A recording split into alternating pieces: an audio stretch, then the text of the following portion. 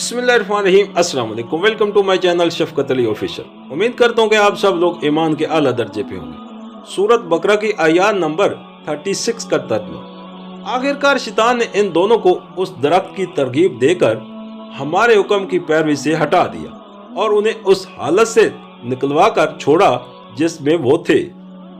हमने हुक्म दिया कि अब तुम सब यहाँ से उतर जाओ, तुम एक दूसरे के दुश्मन हो और तुम्हें एक खास वक्त तक जमीन में ठहरना और वहीं गुजर बसर करना है। सूरत बकरा हाशिया नंबर 50। यानी इंसान का दुश्मन शैतान और शैतान का दुश्मन इंसान। शैतान का दुश्मन इंसान होना तो ज़ाहिर है कि वो उसे अल्लाह ताला की फर्मा बरदारी के रास्ते से हटाने और तबाही में डालने की कोशिश करता है। रहा इंसान का दुश्मन शैतान होना तो फिर वाकई इंसानियत तो उससे दुश्मनी की मकतजी है, मगर ख्वाहिशात नफ्स के लिए जो तरकीबात वो पेश करता है उनसे धोखा खाकर इंसान उसे अपना दोस्त बना लेता है।